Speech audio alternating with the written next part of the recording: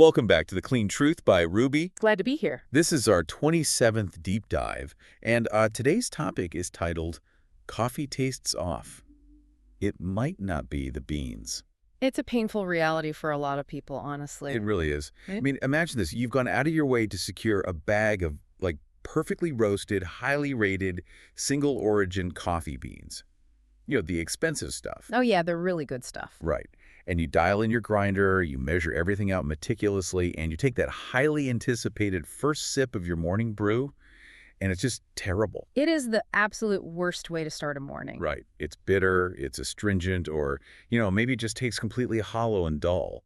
And your first instinct is obviously to blame the coffee. Naturally, because that's the new variable. Exactly.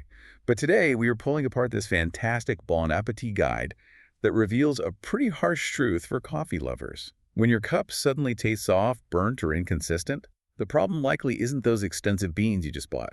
The real problem is, well, it's hidden inside the coffee machine itself. It is the ultimate blind spot in our daily routine. I mean, think about it. We introduce a new bag of coffee, the result is bad, and we just immediately blame the beans. Yeah. We rarely stop to consider that the baseline environment, the machine itself, has been slowly sort of degrading over hundreds of brew cycles. Right, and that degradation is exactly what we are going to explore today. Let's break down what's really happening inside your coffee machine and why the issue might not be your coffee at all. Because there's a huge difference between a coffee problem and a machine maintenance problem. Totally. We are looking at the invisible buildups that are secretly ruining your daily cup. Mineral buildup from hard water, leftover coffee oils, internal residue. These things massively affect brewing temperature, water flow, extraction consistency, and ultimately the flavor. Yeah, even the highest quality coffee beans in the world just can't perform properly if the brewing system is compromised by, poor maintenance. Which is exactly why regular cleaning and descaling are just essential parts of coffee quality. And it's really the core reason we created Roobi's Coffee Descaler. Exactly. Using a dedicated product like Roobi's Coffee Descaler helps restore that brewing performance, it improves flavor consistency, and it extends the lifespan of the machine. Yeah, it's a game changer. So today, we are going to break down the specific chemical and mechanical tactics required to resurrect 4 major types of coffee setups. We've got your standard automatic drip machine, the single-serve pod brewer, the French press, and of course, the high-maintenance espresso machine. Understanding the unique architecture of these different machines, and more importantly, how they trap entirely different types of residue, it just fundamentally changes how you approach coffee. It really does, because a cup of coffee can truly only be as good as the cleanliness of the pathway it took to get into your mug. Well said. Okay, let's unpack this. Before we start dismantling machines and mixing up cleaning solutions, we have to understand the specific mechanisms of failure. Right, the why behind the bad brew. Exactly. The Bon Appetit source outlines some telltale signs of a dirty machine. Like, the brew cycle suddenly takes much longer than it used to. Oh, the sluggish brewing. Yes. Yeah, or you start noticing these yellowish, kind of chalky deposits ringing the water reservoir, and obviously the wildly inconsistent flavor. Right. But why does this happen so stealthily? Because if you put premium, freshly ground coffee into a calcified machine, it's basically like trying to steep delicate tea leaves in lukewarm water while wearing a thick rubber glove. That is such a good way to picture it. The heat just isn't getting where it needs to go. I mean, it's like putting premium gas into a car with a rusted-out engine. So why do people ignore this?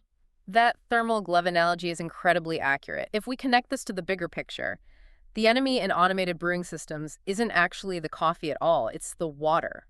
Wait, just the water? Yeah, tap water and even heavily filtered water is packed with dissolved inorganic minerals. Predominantly, we're talking about calcium and magnesium. Okay. So every time you run a brew cycle, the water passes through an internal aluminum or copper heating tube. As the water heats up, this chemical shift occurs, and it causes those dissolved minerals to physically precipitate out of the liquid. Oh, wow. So they just drop out of the water. Exactly. They solidify, and they just cling right to the inner walls of that metal tubing. And I'm guessing over weeks and months, those microscopic solid deposits just kind of stack up into what we know as limescale.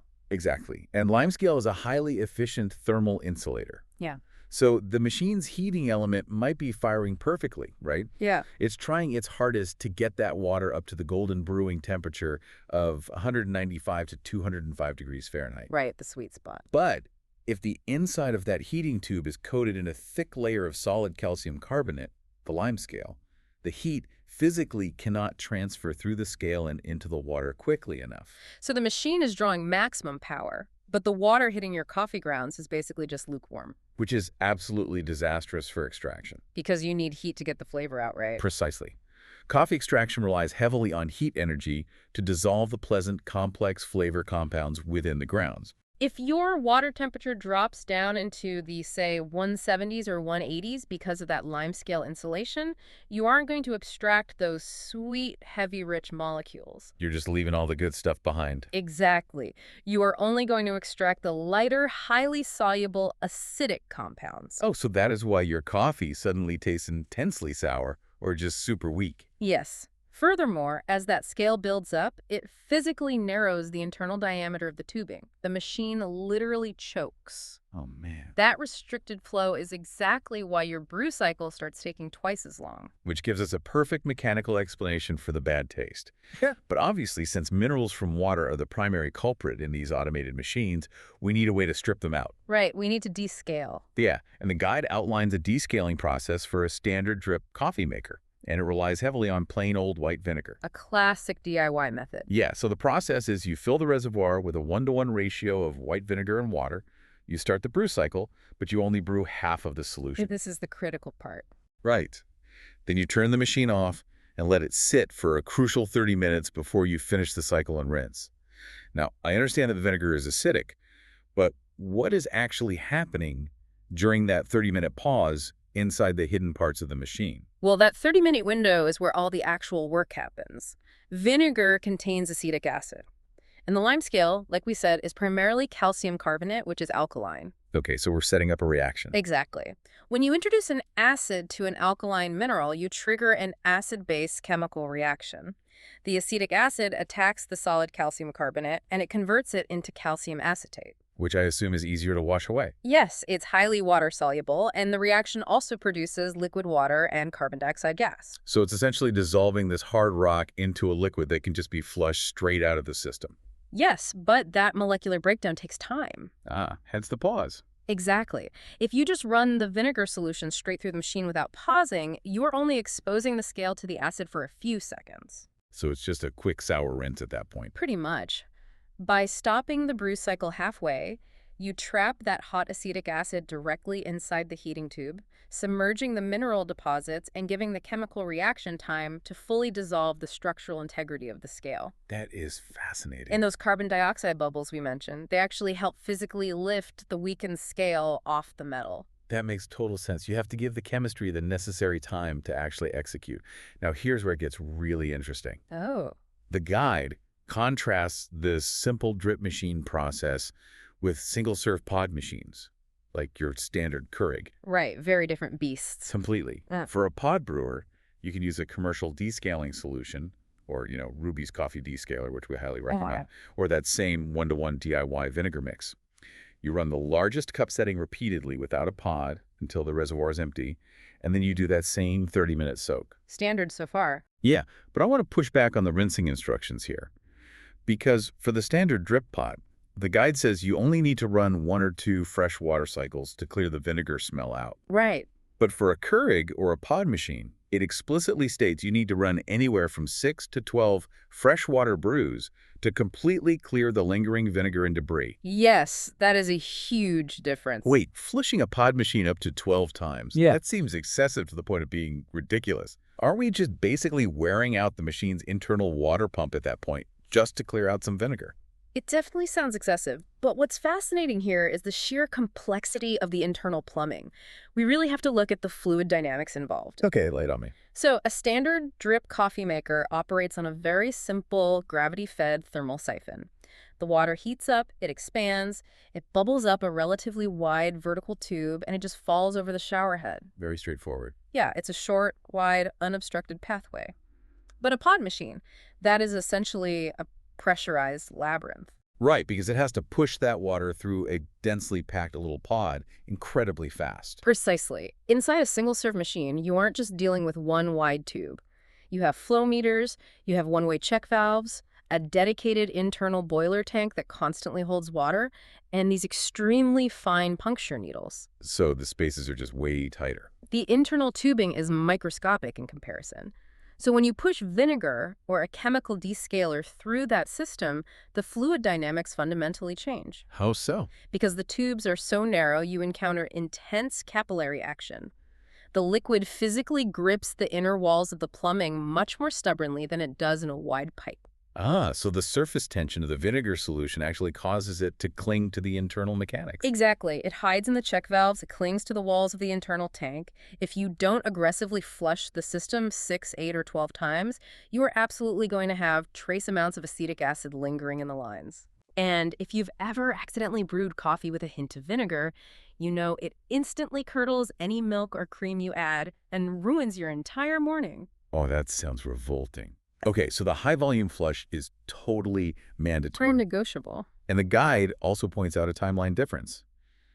Drip machines generally need this deep descale every 3 months, but pod machines need it monthly. Right, and it's because of those same narrow pathways. That makes sense. A millimeter of limescale in a wide drip tube is a nuisance, sure, but a millimeter of limescale inside the microscopic needle of a pod machine, that is a total catastrophic blockage. Wow. The margin for error is just non-existent. And by the way, that extends to the removable parts as well. Like the pod holster? Yeah, the guide specifically notes that the pod holster, the part that actually punctures the bottom of the cup, pops completely out of the machine. That holster and the drip tray are prime real estate for trapped moisture and organic residue, which very quickly leads to mold. Ooh, nobody wants mold in their morning coffee. Which introduces an entirely different problem, right? It does. Because we've just established that automated drip and pod machines are primarily fighting a war against inorganic mineral buildup from water.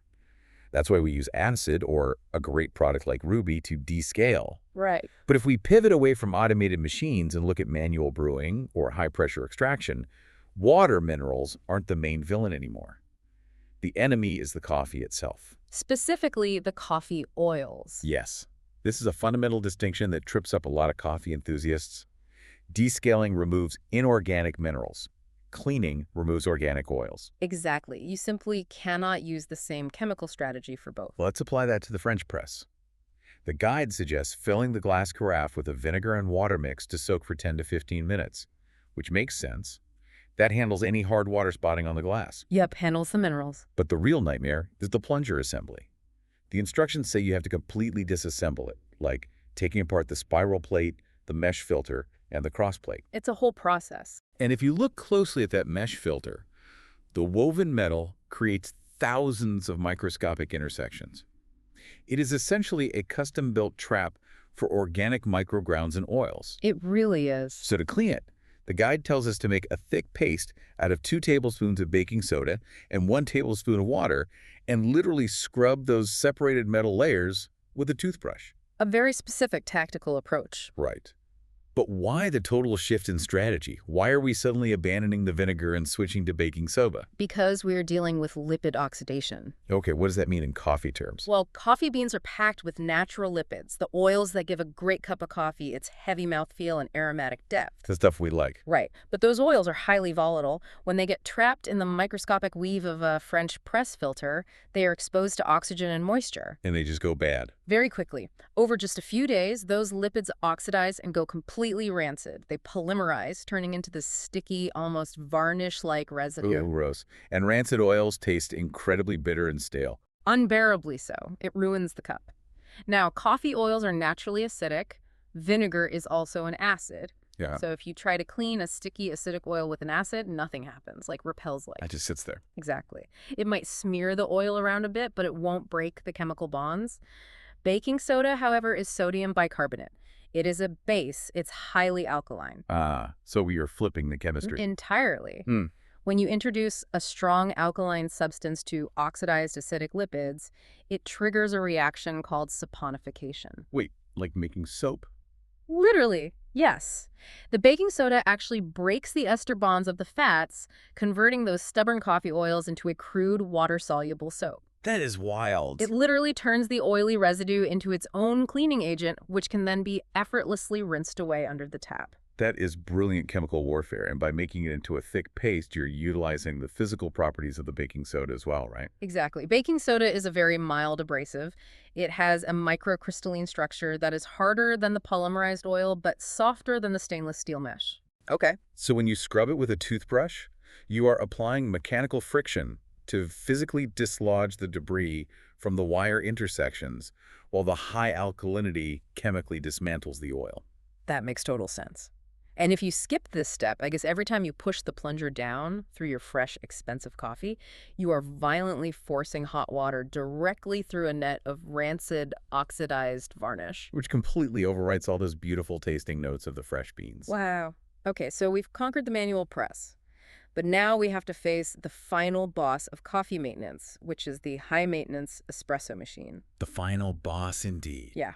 The guide points out that espresso setups have lots of intricate valves and portafilters, and they cite a professional barista, Adam Kita, who swears by a commercial alkaline powder called Cafesa. Cafesa is an industry standard. The cleaning process described here is intense. You insert what's called a blind filter in your portafilter, you add half a teaspoon of Cafesa powder, lock it into the group head, and engage the pump. Right. This is known as backflushing. Yeah, you do this backflushing with the chemical, then you rinse.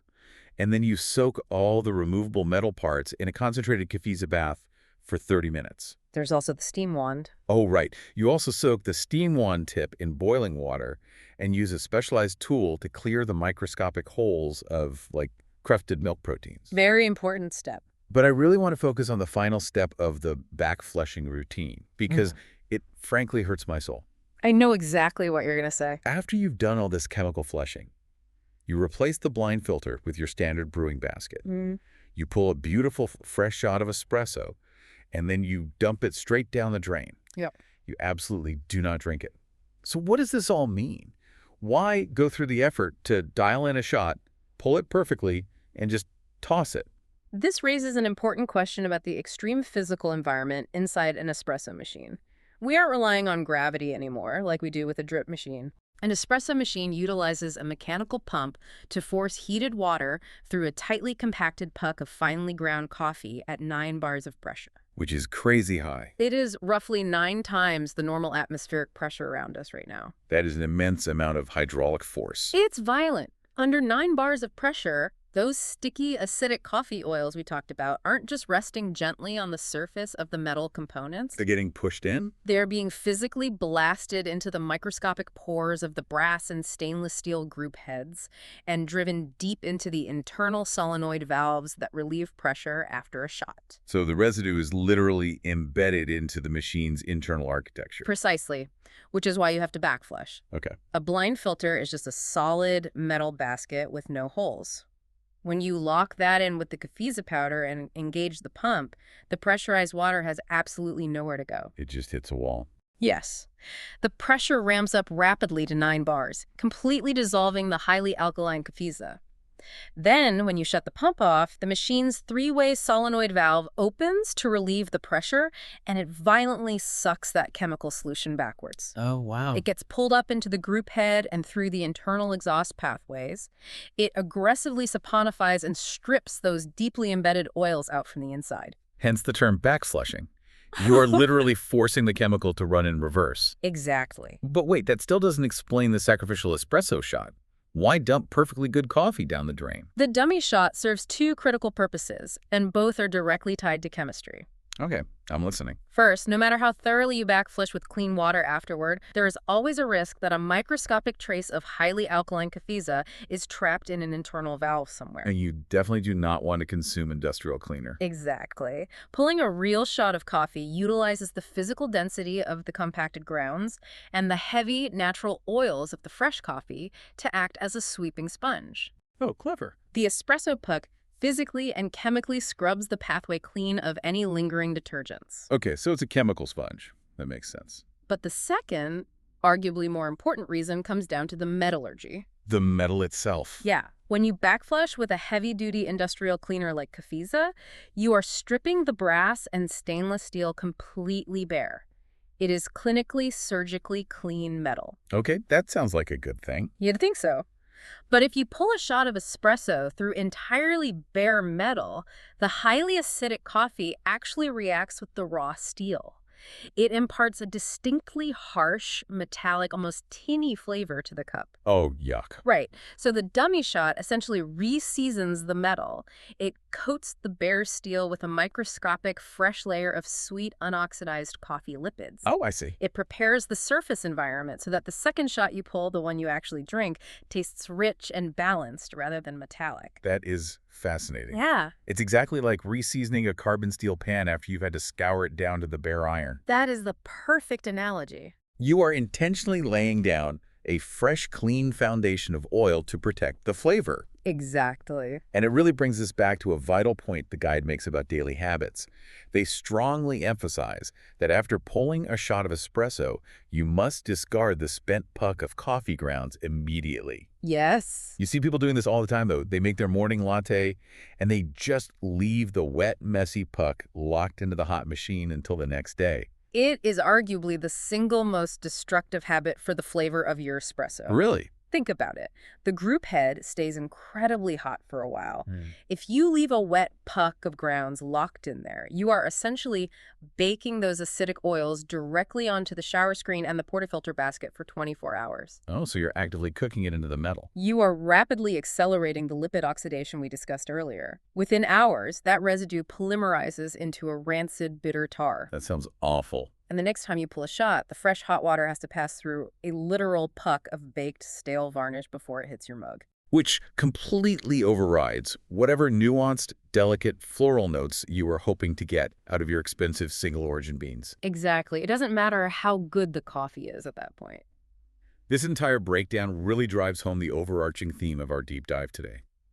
It doesn't matter if you're using a $20 bargain basement drip maker that relies on a simple thermal siphon, or if you have invested thousands of dollars into a dual boiler prosumer espresso machine. Right. The ultimate quality of your morning cup is entirely dependent on the maintenance of your equipment. The physics and chemistry are just unavoidable. Heated water will always precipitate inorganic minerals. A lime scale. Right. And roasted coffee will always release highly volatile, acidic organic oils. The most ethically sourced, perfectly roasted beans in the world simply cannot overcome the reality of a neglected machine. It's just a losing battle. Think of your coffee maker as the translator for the beans. If the translator is speaking through a heavily restricted calcified heating tube or a portafilter caked in polymerized, oxidized oils, the message is going to be fundamentally corrupted. I love that. And you are entirely in control of how clean that translation is. To everyone listening, the major takeaway here is that keeping your coffee equipment pristine isn't just a chore meant to keep your kitchen counters looking nice. No, not at all. It is an active, non-negotiable step in the brewing science. So, commit to the maintenance schedules. Hand wash your removable drip trays and pod holsters to prevent mold. Run the 1-to-1 acetic acid descale or use Roobi's descaler on your drip machine every 3 months to prevent thermal insulation. And flush your pod machines out aggressively. Yes. Utilize saponification with baking soda on your French press filters and backflush your espresso machines religiously. If your coffee tastes off, look at the hygiene of your equipment before you ever blame the roaster. Your palate will absolutely thank you. Once you experience the clarity of a brew pulled through surgically clean, properly seasoned equipment, you will honestly never neglect your machine again. I think we've covered the mechanical and chemical battlefields beautifully today. We've explored the thermal insulation of calcium carbonate, the aggressive capillary action hidden inside single-serve brewers, and the critical importance of saponifying those polymerized lipids. It's been a great deep dive. It really has. But before we wrap up today, I want to leave you with one final, lingering thought to mull over. Oh, I'm ready. Think about your favorite local cafe. You know, the one with the great aesthetic, the carefully curated bags of beans on the shelf, and that distinct, slightly bitter house flavor that you've come to associate with their brand over the years. We all have one in mind. Next time you walk in and order a shot of espresso, take a long, hard look at the commercial machine sitting on the counter. Watch the barista's workflow. Are they knocking out those pucks immediately? That is a great thing to look for. Because you have to wonder, are you actually tasting the intricate signature roast profile of their master roaster? Or, given everything we just learned about polymerized oils and baked-on residue, are you simply tasting the hidden hygiene of their commercial group heads? Let that steep for a while.